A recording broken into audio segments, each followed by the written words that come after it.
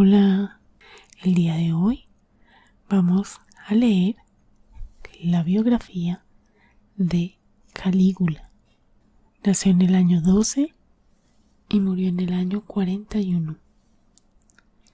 Calígula, el sucesor del cruel y caprichoso Tiberio, fraguó su fama histórica en las más sádicas excentricidades y en los más horrendos y extravagantes crímenes, que en palabras de Suetonio eran obras más bien de un monstruo antes que de un emperador. Calígula era hermoso y se maquillaba para que su aspecto resultara siniestro. Fue pródigo en crueldades y padeció la demencia más célebre y extravagante de todas cuantas se han reseñado en los anales de la historia. Su rostro era extremadamente blanco, su estatura elevada, sus brazos y piernas de una deslucida delgadez que afeaba un tanto su espléndida estampa.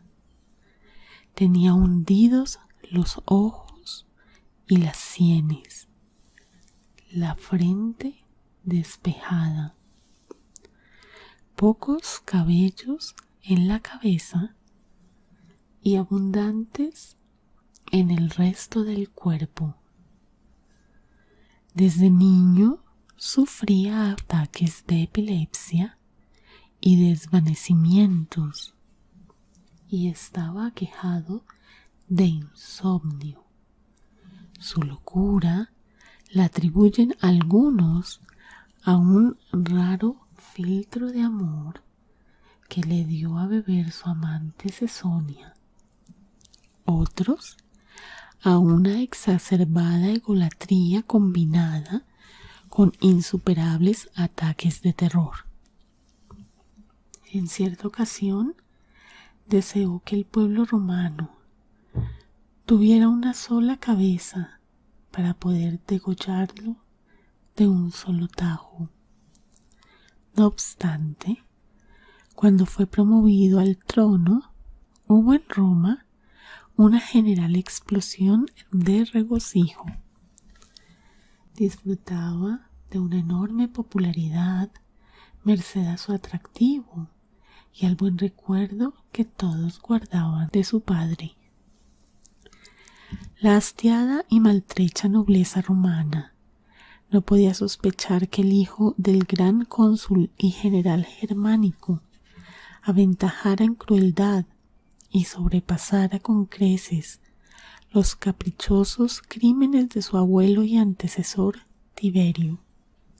En la admirable obra teatral de Albert Camus titulada Calígula, el dramaturgo retrata a un emperador benéfico en su juventud, que era, como es debido, escrupuloso e inexperto, pero aquejado del vano sueño de alcanzar la luna.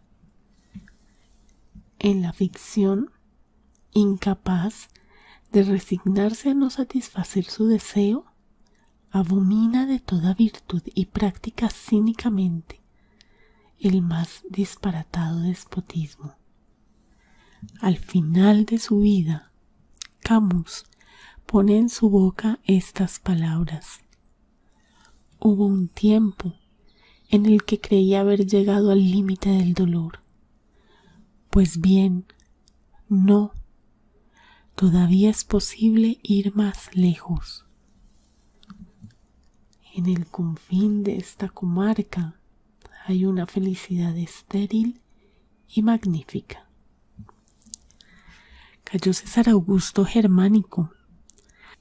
Había nacido en los cuarteles y compartió su infancia y su primera juventud con los soldados, quienes le pusieron el sobrenombre de Calígula, que viene de cáliga, sandalia, que calzaban las legiones hasta el grado de centurión, consistente en una gruesa suela de cuero guarnecida de clavos, a la que iban cosidas una serie de tiras paralelas. Su padre, Germánico, pronto sería víctima de las malas artes de Tiberio, quien contó con la complicidad de Cneo Pisón, por entonces gobernador de Siria, para deshacerse de un peligroso competidor que a sus 34 años se hallaba en la cumbre de la popularidad y la gloria. Tras esta infamia, la multitud encrespada apedreó los templos y después guardó luto inconsolable. Dotado precozmente para la oratoria, Calígula pronunció en el año 29 el elogio fúnebre de su bisabuela Livia, la maquiavélica esposa del emperador Augusto, con quien había vivido algunos años tras el destierro de su madre Agripina. Esta había sido igualmente diana de las crueldades de su propio padre Tiberio, quien la envió a la isla Pandataria tras hacer que un centurión le propinara tan violenta paliza que le vació un ojo. Allí trató de dejarse morir de hambre, pero se lo impidieron haciéndole ingerir alimentos abriéndole la boca por la fuerza. A pesar de todo, merced a su tenacidad, consiguió quitarse la vida y Tiberio, airado, propuso al Senado que se declarase nefando el día de su nacimiento.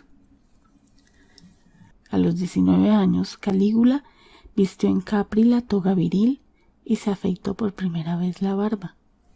Ceremonias de ingreso en la vida pública, pasando a residir en la corte de su abuelo Tiberio.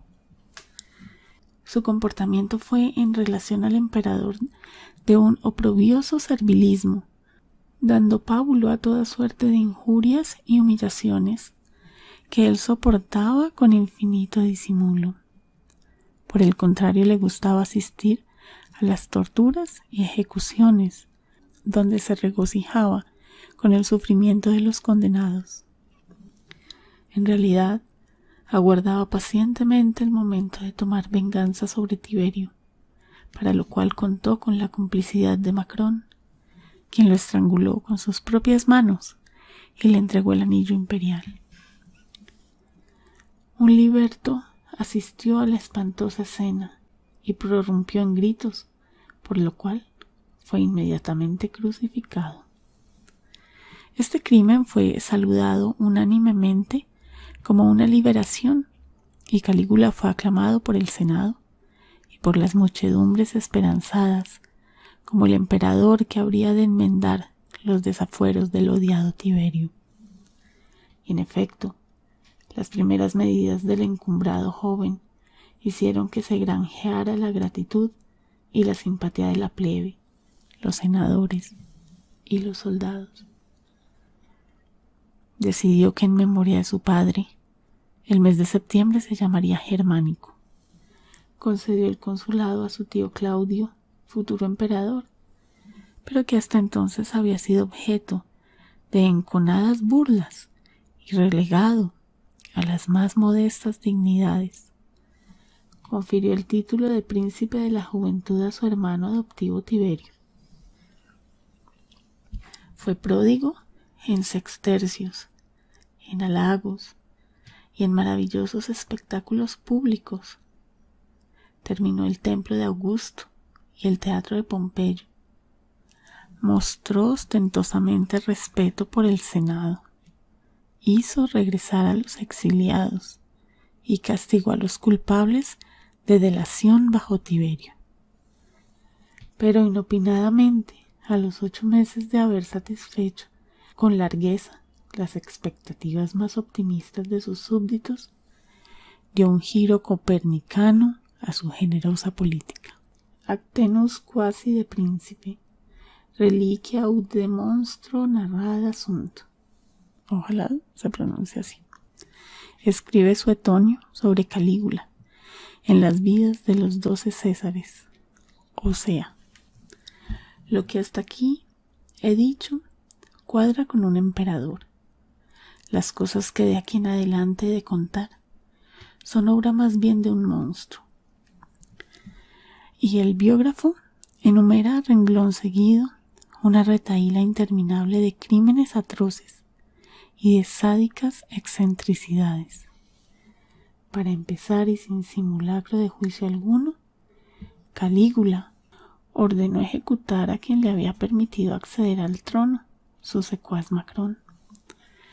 Nadie sabe cuáles fueron las causas de esta espiral de horror y demencia, pero durante los siglos sucesivos, Roma asistió a una intolerable elevación de los impuestos, a la introducción en palacio del ceremonial propio de las monarquías orientales y al desaforado endiosamiento del emperador, que llegó a exigir honores similares a los de Júpiter. El megalómano Calígula hizo construir un puente que unía su residencia con el templo del padre de los dioses olímpicos, y solía oírsele amenazar a Júpiter diciéndole: o acabarás tú conmigo, o acabaré yo contigo. Fue amante de todas sus hermanas y tal vez desfloró a una de ellas, Drusila, a quien casó luego con el cónsul Lucio Casio Longino, solo para darse después el gusto de arrebatársela. Cuando la joven falleció en el año 38, ordenó que se suspendieran todos los actos públicos y prohibió a los romanos, bajo amenaza de la pena capital, reír, bañarse y sentarse a la mesa con la familia. Hacía que sus esclavos poseyeran en público a sus otras hermanas.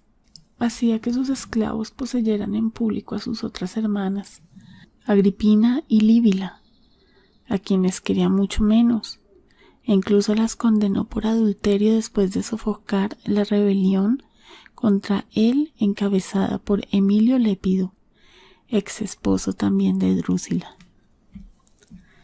Al igual que Rómulo y Augusto, que habían contraído matrimonio respectivamente con Ercilia y Livia después de robárselas a sus maridos, despojó a su legítima esposa, al patricio G. Pisón, durante el banquete nupcial y se la llevó consigo. Se encaprichó sobre todo con Cesonia, una mujer entrada en años y que no descollaba por su belleza, pero que le ofrecía los placeres más ardientes y lujuriosos. Y más tarde le concedió el título de esposa, tras dar a luz a su hija Julia Drusila, una niña que tempranamente dio muestras de su crueldad, arañando a sus compañeros de juegos en el rostro y en los ojos. Tenía la costumbre de hacer marcar a ciudadanos de honorable condición con hierro candente. Cuenta Suetonio que dio la orden de que cortaran la lengua a un caballero romano que, al ser arrojado a las fieras, gritaba que era inocente y dispuso que volvieran a echarlo a la arena. A otro que había hecho votos de combatir como gladiador, si Calígula se restablecía de una grave enfermedad, le obligó después a cumplir su promesa, por lo que hubo de combatir espada en mano y, tras su victoria, rogar reiteradamente la clemencia de su emperador hasta alcanzar el perdón. Los padres estaban obligados por antojo suyo a presenciar las ejecuciones de los hijos. Luego les invitaba a su mesa para obligarles a reír de sus chistes inmisericordes. Creía que le estaba permitido todo y contra todos. No consentía nunca que sus venganzas se llevaran a cabo con celeridad, sino que por el contrario tenía dada a sus verdugos una implacable consigna: ita feriut semoris sentiat, hiérele de tal manera que se dé cuenta de que muere. No le importaba que le odiasen mientras le temieran. Hubiera deseado que durante su gobierno sobreviniese alguna catástrofe, una peste, un terremoto o un inextinguible incendio para que fuera memorable su época. Seguía en sus años adultos disfrutando de las decapitaciones mientras comía. A un esclavo que había robado una incrustación de plata de un mueble, hizo que le cortaran las manos y que lo pasearan delante de sus invitados, con ellas colgando de su cuello sobre el pecho. Dice Suetonio que se ensañó contra todos los hombres de todos los siglos con tanto rencor y envidia como soberbia y crueldad, por lo que derribó las estatuas de muchos hombres ilustres y las hizo añicos para que no sobreviviesen a la posteridad. Juzgaba que Virgilio, el autor de la Eneida, había carecido de ingenio, que el historiador Tito Livio, que compuso las Décadas, era responsable de numerosas torpezas e inexactitudes, y que su contemporáneo Séneca apenas era capaz de simples ejercicios escolares, por lo que se propuso también hacer desaparecer todas sus creaciones. Escasamente respetuoso fue asimismo con el pudor de sus súbditos y satisfizo su voluptuosidad con actores de pantomima, rehenes, cortesanas y mujeres de la nobleza. Se cuenta que hacía desfilar a estas últimas delante de él, en presencia de sus maridos, y que si en alguna ocasión una de ellas escondía su rostro avergonzada, les levantaba la cabeza, tomándolas del mentón, como si se tratara de esclavas. Si alguna le apetecía, la arrastraba fuera de la sala y volvía al poco sin cuidar de ocultar los vestigios de su lascivia.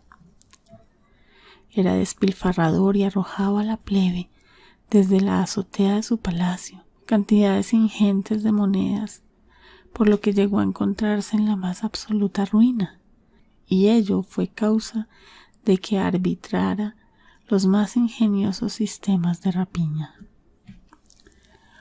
Los testamentos que no le favorecían personalmente los anulaba, aduciendo algún falso testigo que podía afirmar que el difunto le había confesado antes de morir su firme determinación de nombrar heredero al emperador. Asustados por estas draconianas medidas, muchos fueron los varones que lo beneficiaban en su última voluntad, con buena parte de su patrimonio para ganar su favor. Pero entonces Calígula se indignaba, porque decía que pretendían burlarse de él al instituirle como asignatario mientras seguían obstinándose en permanecer vivos. Organizó una fantástica e innecesaria expedición a la Galia, donde dio pruebas irrefutables de una colosal cobardía. No abandonó en esas circunstancias sus hábitos extravagantes, ni se dio un palmo el gran amor que sentía por sí mismo, de modo que se hacía transportar en una litera que cargaban 8 porteadores y obligaba a la plebe de las ciudades a que barrieran los caminos por donde había de pasar y luego los regasen para que no le ofendiera el polvo. Como no encontraba enemigo con quien combatir, arregló una truculenta farsa, disponiendo que algunos de sus partidarios le comunicaran la preocupante nueva de que estaba a punto de atacarles un ejército invencible y numeroso. Haciendo ostentación de indomeñable arrojo y gallardía, rabioso y magnífico, se puso a la cabeza de sus huestes y emprendió una infernal batalla contra un adversario inexistente. Esta asombrosa victoria fue celebrada con grandes fastos en Roma. En la conmemoración no se mencionó que el glorioso emperador había huido de todos los peligros, por remotos que fueran, que sentía pavor a las tormentas y que el miedo le hacía a menudo esconderse debajo de la cama. En la mencionada obra de Camus Calígula exclama en el último acto: tengo miedo. Qué asco, después de haber despreciado a los demás, sentir la misma cobardía en el alma. Pero no importa, tampoco el miedo dura. Voy al encuentro de ese gran vacío donde el corazón se sosiega. Todo parece tan complicado. Sin embargo, todo es tan sencillo. Si yo hubiera conseguido la luna, si bastara el amor, todo habría cambiado. Pero ¿dónde saciar esta sed? ¿Qué corazón, qué Dios tendrían para mí la profundidad de un lago? Nada hay, ni en este mundo, ni en el otro, hecho a mi medida. El frenético e infeliz emperador se había ganado, con una originalidad digna de mejor causa, la animadversión universal, pero sin conquistar el balsámico consuelo de la soledad insaciable, omnipotente y aventurada. Su voracidad iba a hallar en breve una eficiente cortapisa, y a causa del intolerable estado de cosas en que había dejado los asuntos públicos y de las ofensas privadas que había infligido por doquier, no eran pocos quienes acariciaban la idea de acabar abruptamente y de un plumazo con la extraviada tiranía de Calígula. La primera y la segunda intentona fracasaron, pero el 9 de calendas de febrero, cerca de la hora séptima, según señala Suetonio, o sea el 24 de enero del año 41, hacia la 1 de la tarde, le llegó su hora. Fue convencido por sus allegados para que se levantara del lecho. Estaba aquejado de una dolencia de estómago por culpa de los excesos de la noche anterior y remoloneó un buen rato antes de abandonar su dormitorio. Tras abandonar su habitación, recorrió una galería palaciega donde ensayaban unos actores procedentes de Asia y que habían de regalarle con una representación teatral. Les exhortó a que sin más dilación dieran comienzo a la obra, pero el destino, adulador como uno más de la mirada de sus servidores, le había reservado que fuera él quien protagonizara el inminente magnicidio. Allí mismo hirió su espada confiada un conjurado llamado Quereas, mientras se jaleaba a sí mismo gritando «Hoc age», hiérele, repitiendo con gran entusiasmo una fórmula ritual propia de los sacrificios religiosos. Luego otro le atravesó el pecho con su espada, y hasta 30 conspiradores enterraron después sus puñales en el desvalido cuerpo del cruel Calígula. Año 12, 31 de agosto, nace en Ancio el hijo de Germánico y Agripina, que recibirá el sobrenombre de Calígula. Año 19, el 10 de octubre, su padre es asesinado por orden de Tiberio. Año 26, el emperador Tiberio abandona Roma para instalarse en Capri, donde se educará su nieto Calígula. Año 37, con la complicidad de su amigo Macrón, asesina a Tiberio, iniciándose su imperio que durará 3 años, 10 meses y 8 días. Año 38, fallecimiento de su hermana Drusila, a quien había nombrado heredera universal. Año 39, campaña decorativa en Germania y Galia septentrional. Envía al exilio a sus hermanas Agripina y Julia después de abortar una conspiración contra su persona. Año 40, ostentosa ceremonia del triunfo en Roma para celebrar la inútil victoria de Calígula sobre los galos. Año 41, el 24 de enero es asesinado por numerosos conjurados. Le sucede Claudio. Bien, aquí terminamos la lectura de la biografía de Calígula. Cuéntame en los comentarios qué te pareció, qué conocías ya de él, qué aprendiste con este video. Y si sentiste ASMR, por favor dale me gusta, suscríbete al canal antes de irte. Y si no me estás viendo en YouTube, por favor entra a la plataforma, busca el canal y suscríbete dando clic en el botón rojo y luego en la campana que ahí aparece. De esta forma no te vas a perder de mis próximos videos.